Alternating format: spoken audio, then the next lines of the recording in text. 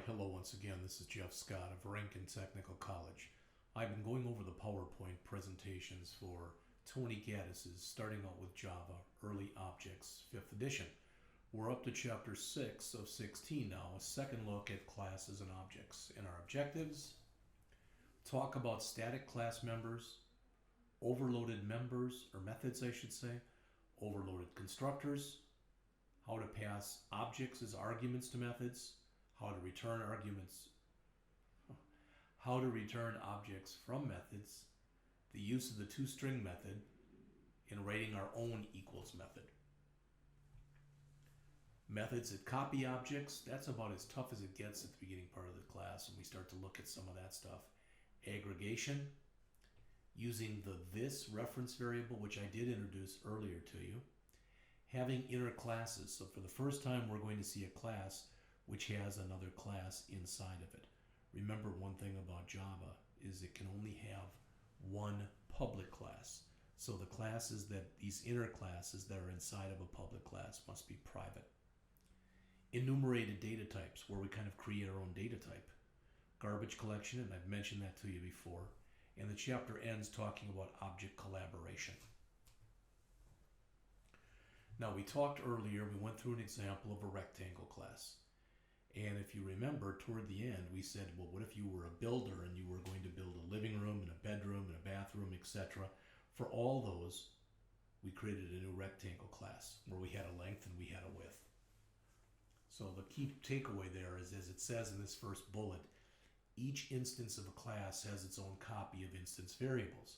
Well, I showed you the example, the very simple one that I wrote, where a person has a first name, a last name, a social security number, an eye color, a hair color, and a gender. And conceivably, if you had 10 people, well, unless they were related, you would probably think none of them would have the same first and last name. None of them ever should have the same social security number. If it was a mix, not all of them would be the same gender. And again, if it was a true mix, you'd have different eye colors and hair colors.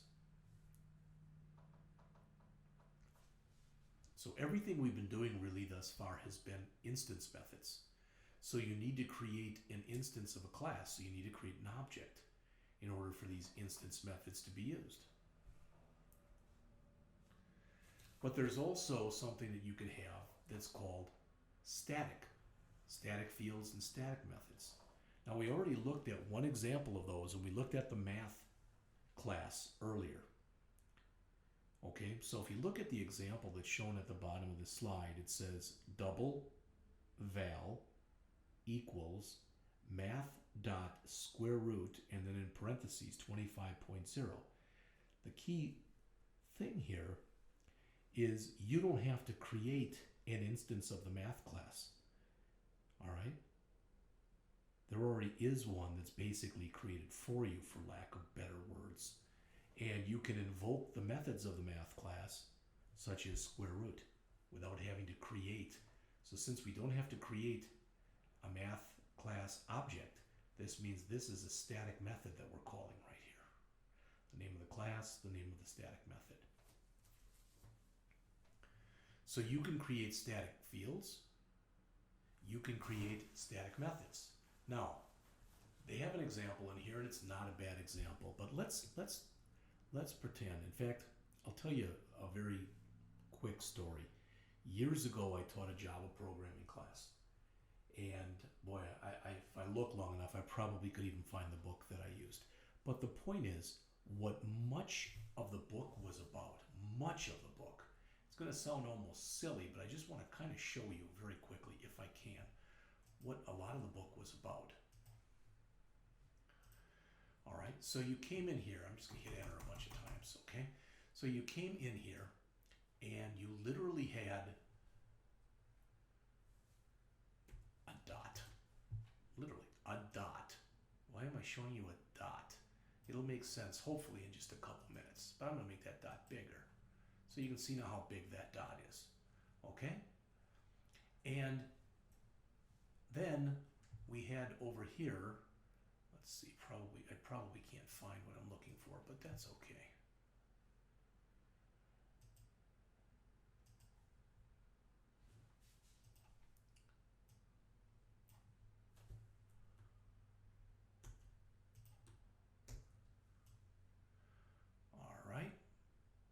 this isn't the greatest of examples, but hopefully it'll demonstrate what I'd like to show you here, okay? All right, in here I'm going to try to see if I can put in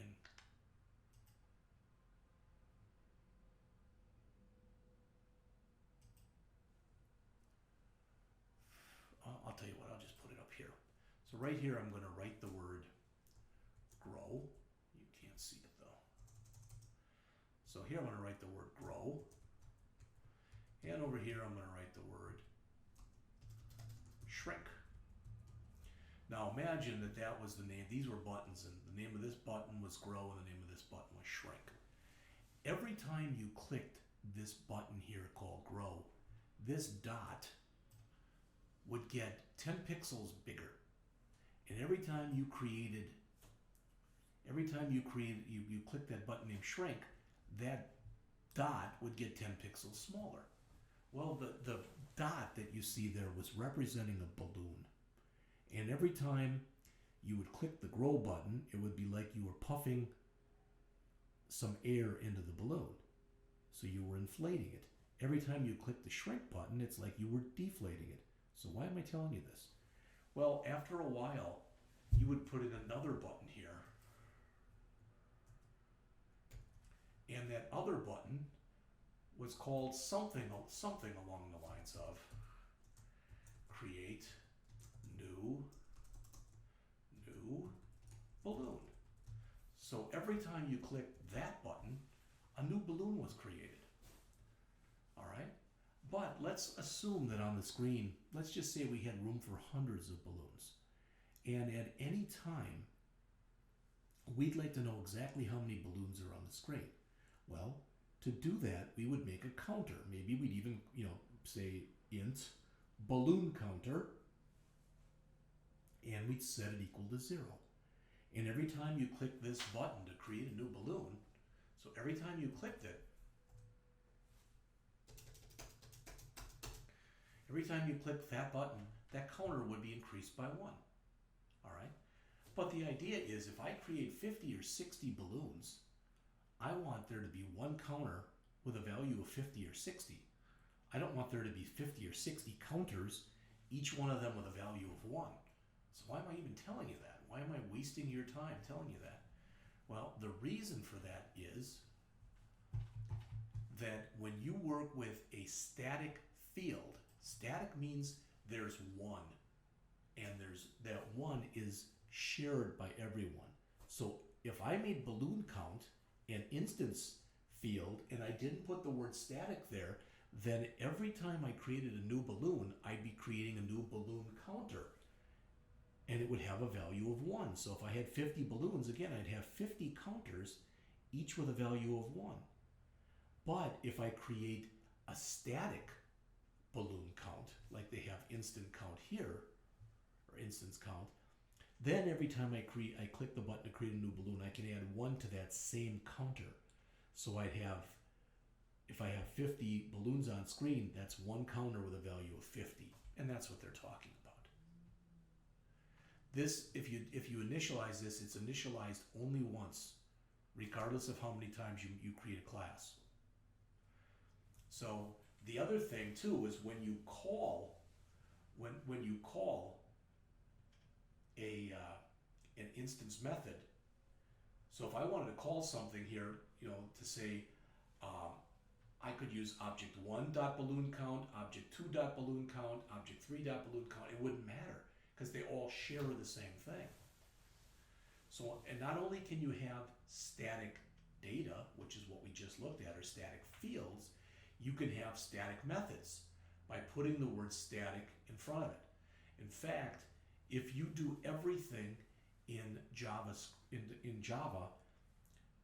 based off of one class, based off of one file that has a main in it, the chances are either every one or just about every one of the methods you create will be static. When a class contains a static method, it's not necessary to create an instance of the class. Again, this is going to, I think at least, make a lot more sense to you when you see it in action. My plan is, ideally, by the end of this week, so by hopefully, I'm saying hopefully, by Friday, the 7th of October, I'm going to have these lectures done for these 16 chapters. Then what I'm going to do next week is for each chapter that's in the book, I'm going to create one or more programs to try to show the stuff that I'm talking about. Hopefully that'll really emphasize what at least I think is important. Typically, as it says here, static methods are used to create utility classes, things like the math class. Notice static methods can only communicate with static fields. They can't communicate with instance fields. All right. Let's talk about, and this isn't a bad example here, but I'm going to give you another one. All right, so I'm going to come down. This is where I've been rating my stuff. This was for the last chapter, but I'll use it still here.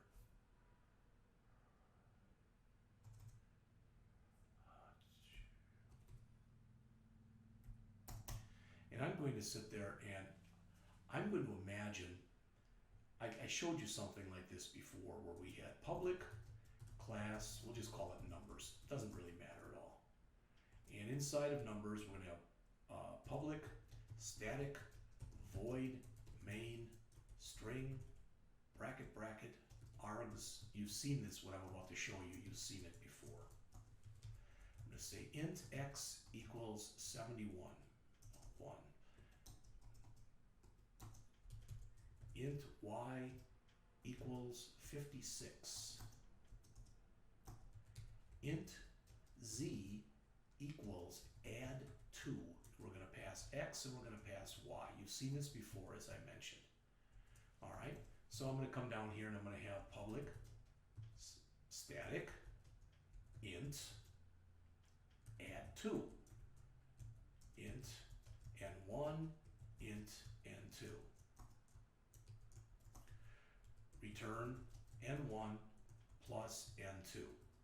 Well, hopefully you remember enough that this right here is going to pass in 71 and 56. This will return the sum of 71 and 56, or 127, and that's what will be put in z. Well, that's all fine and dandy. What I can't do is I can't do this.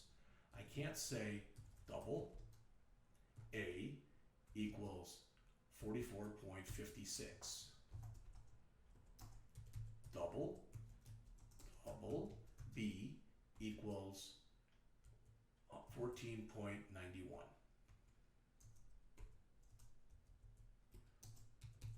Double C equals add 2 and pass A and B. That's not legal the way this is currently written. And it's not legal because add 2 is expecting 2 integers and I'm passing it in 2 doubles. But what if I want to do that? I can still do it. What I have to do is to do what's called overload the method. So I'm going to say that's going to return a double, and we'll have a double here, and a double here, and we'll return. That will work. And if you notice, these are 2 functions that have the same name, but their signatures are different. Their signature is what is inside of the parentheses, and technically also what type it's returning. And you'll notice that what's in the parens here are 2 ints, and what's in the parens here are 2 doubles. So even though the method has the same name in both cases, they're different methods because they have different method signatures. The reason I took a second to tell you that is that's what overloaded methods are. Here's the author's example. Maybe it's even simpler than mine, but I thought mine made a little more sense. Okay? Java uses the method signature, the name, the type of the parameters, and the order of the parameters to determine which method to call. The process is known as binding. And when you start talking about programming languages and you start to talk about binding, there's 2 types of binding. There's static binding and there's dynamic binding. With static binding, the system needs to know when the program runs, before, when it's compiled, it needs to know whatever it is it needs to know. With dynamic binding, it figures out what it needs to know while the program is running. All right? So in this case, it's more a dynamic binding because the system figures out which version of square that they showed in the example here, or which version of add2 that I gave you to call based on the parameters that are provided to it. Now, you can overload any method, including constructors, because all a constructor is, and please understand this, it's an important concept. All a constructor is it's a special kind of method. It's a method that gets called when you create an object. So since you can overload methods, you can overload constructors. So imagine I was writing a program where I was going to pass in 7 pieces of information. First name, middle initial, last name, address, city, state, and zip. That equals 7.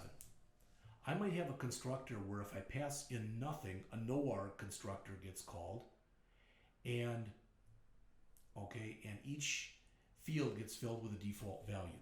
I may have another constructor that allows me to pass in a first name, middle initial, and last name, but I don't have to pass in an address, city, state, or zip.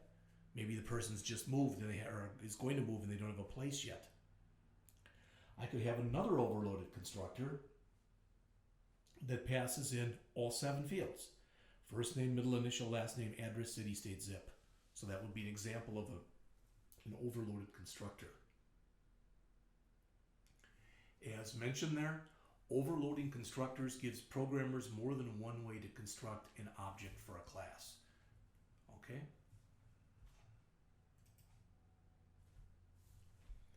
We talked earlier about the default constructor.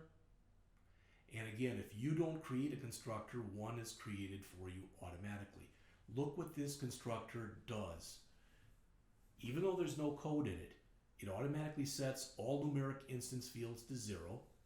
It automatically sets all char instance field to empty. It sets all reference instance fields to null. It sets all booleans to false. And I believe it also sets all strings to the empty string. So as it says, as programmers, we can provide our own no-R constructor and have it do whatever it is we want it to do. The author mentions here, if we provide a no-R constructor, we should provide the initialization of all instance fields in some way or another. Now here is an inventory item class. It has 2 data members or attributes, a private attribute named description, which is of type string, and a private data member units, which is of type int. We've got setters and getters for both the description and the units down here, but notice we now have three different constructors. One that passes in nothing, one that passes in one value, which is a string, which would probably be the description, and one that passes in the description and the units. All right, switching gears a little bit. You can pass an object to a method as an argument. Now it says there Java passes all arguments by value, but when you work with an object, what you end up passing is not the object itself, but a pointer to the object. And really, pointers are something that are used and discussed in other languages, so I'm not going to get into those right now. But the crux of the matter is, I was going to say the point of the matter, but it always sounds like I'm making a bad pun here. But the gist here is the fact that the object itself doesn't get passed. It's the address of where the object lives that gets passed, and that's what they're talking about here. Okay, and here. Not only can you pass an object into a method, you can return an object from a method. You can only return one thing from a method, but that one thing can be an int or a float or a boolean or a double, etc., or a string, but it can also be an object. So notice we're saying here that getData returns an inventory item object, which is totally legal. So you must make sure that you do return something of that type in here. All right. Okay, the next section may or may not make a lot of sense. And I keep doing this because I'm trying to figure out, gauge the time on this. Because if I go much over an hour, I have a problem with the tapings here. So I think I'm fine for time. Oh, yeah. All right. If I do something like this, if I create a new stock item that's called XYZ Company, and then I say system.out.println, and I say XYZ Company.toString.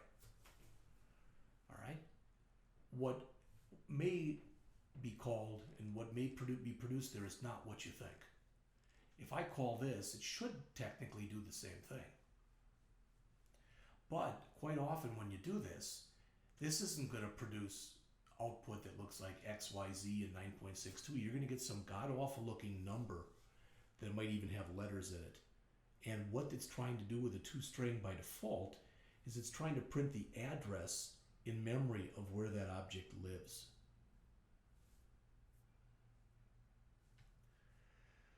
So we talked a little bit earlier about overloading methods, and the book gave you the example of the square method, where you had returned number times number, but you could have what you passed in be either an int or a double.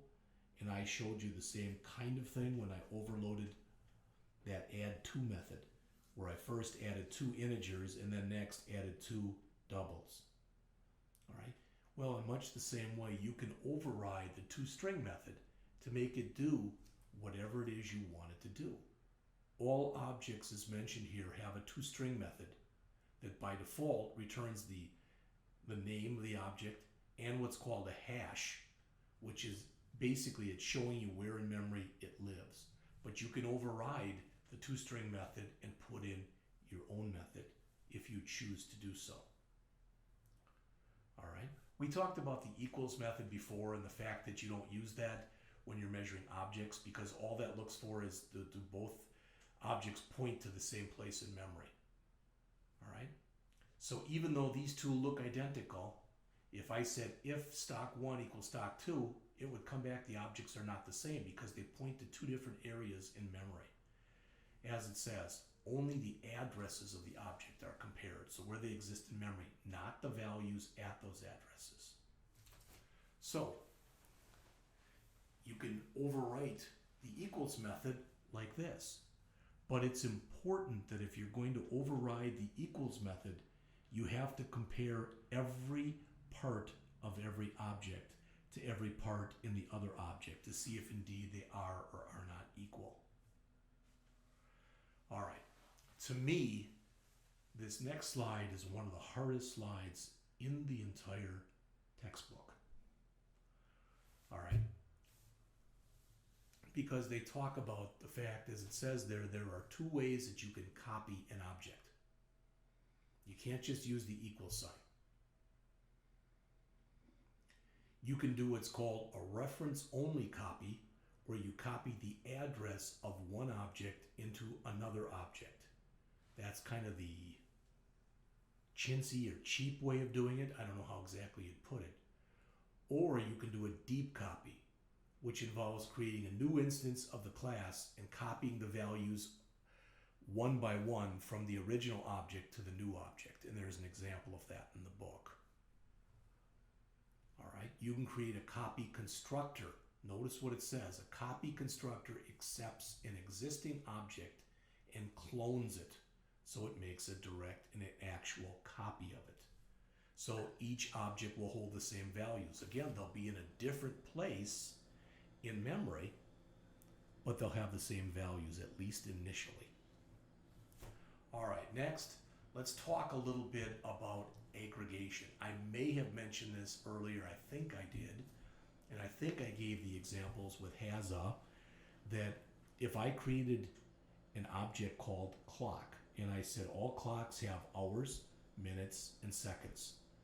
All right, I can get the hours, I can get the minutes, I can get the seconds, I can do a get time when I get all three of the things together, etc. And then later, if I decide that I want to create an alarm clock, I could start all over from scratch, or I could say, wait a minute, an alarm clock kind of has a clock as a member, because an alarm clock in many ways is a clock. All right. So I could take the clock object and make it one of the members of the alarm clock class. If I did that, that would be aggregation. And there's a long-winded example in the book that goes through this. All right. They say that every course has an instructor and it has a textbook, which should make sense. All right, but if you look in here, we've got this is an instructor object. An instructor object has a last name, a first name, and an office number. It's got an overloaded constructor, all right, and it allows you to set all that stuff, and it's got a toString. The textbook has got a title, an author, and a publisher. Again, it has two overloaded methods, a set method, and a toString. But now notice that course has a course name, which is a string, but then it has instructor, which is one of these things, and it has a textbook, which is one of these things. That's aggregation. All right? All right. Again, going along with some of the hardest stuff that's in the book, they give you some things here. And when you're first starting out with Java, this stuff is very important, don't get me wrong. But it's not something that you're going to dwell on and spend a lot of time on. Avoid returning references to private data elements. Returning references to private variables allows any object that receives the variable to modify it. So in other words, remember what we said earlier, that ideally object-oriented programming is public methods manipulating private data. And what that's saying right there is make sure it stays that way. All right. A null reference is a reference variable that points to nothing. Null technically means unknown. So if a reference is null, you can't do anything with it. So if I'm working with something, let's say I'm working with a class. It's called, and I create a bunch of employee objects. All right, so I create a Jeff employee, and I create a Sandra employee, and a Taylor employee, etc., etc. And now that Jeff object, I don't want to do anything with it anymore. I can just say Jeff equals null, and it'll go and basically that object will then become a null reference. The this I showed you earlier, I'm not going to go over that again. You can go back and look at it if you want to. Okay? That gets us to this idea here of inner classes. I mentioned this a little bit earlier to you, but I'm going to say it again. An inner class is a class within another class. All right? Now notice the outer class, which would be the public one here, can access the public members of an inner class. An inner class is not visible outside of the outer class, and an inner class can access private members of the outer class. Again, you have to see it in action for it to make sense. An inner class is defined inside of an outer class. So typically, you define an inner class as being private inside of a public class.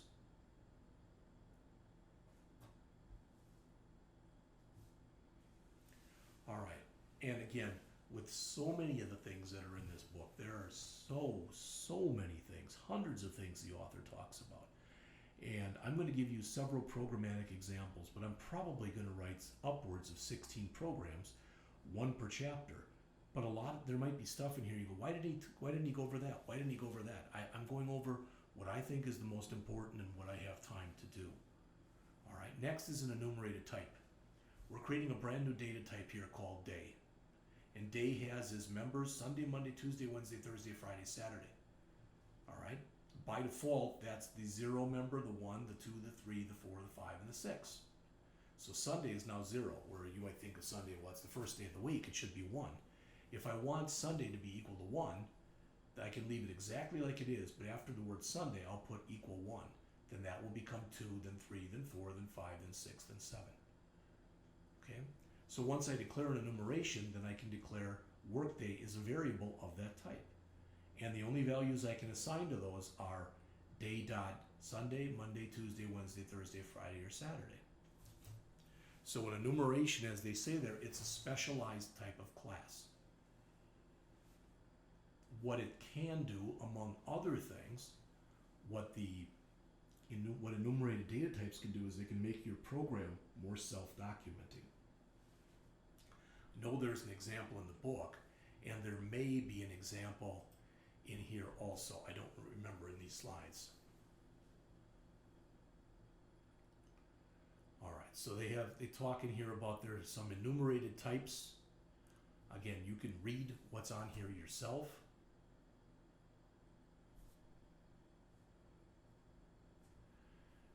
This is the example that they show, and I don't think was it shown? No, it's not shown in here. But they show it in the book where they created an enumerated data type of like automobiles or something, or sports cars, and they've got like a Jaguar and a Porsche, etc. So when you switch, instead of switching on variable names, red car, green car, etc., you can do a switch based on the enumerated data types. So I can do a switch and I can say case Ferrari, do something. Case Porsche, do something. Case Lamborghini, do something, etc. All right, I mentioned garbage collection to you before and mentioned that Java handles memory operations for you. If you set something to null, Java will come back and eventually reclaim that memory. I also mentioned, even though I don't believe the author mentions it in the book here, that you can call system.gc, which is your attempt to call the garbage collector.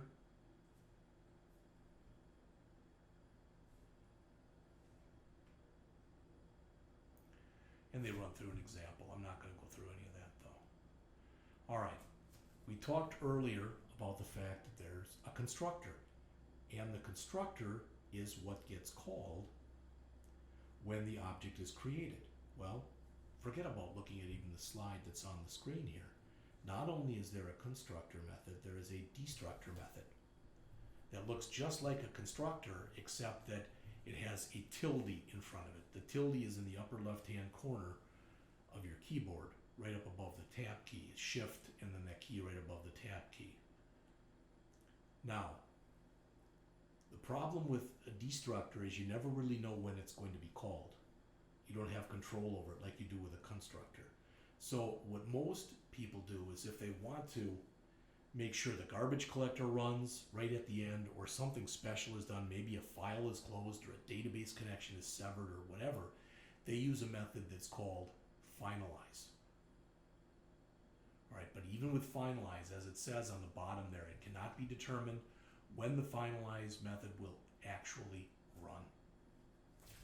All right, so the last thing that's discussed in this chapter, in the last couple slides, are class collaboration. Okay, and what this is, right here, this is a CRC card. C for class, C for responsibility, C for collaboration. This isn't the same thing that we talked about before when we were talking about UML diagrams. Here you have the name of the class, and these are all the responsibilities of that class, and these are the other classes that it has to communicate with. So those are CRC cards. Okay? All right, that's pretty much it for the chapters. So the next chapter that I get back into with you is a little bit more complex because it talks about arrays in the array list class. We'll be back with that one soon.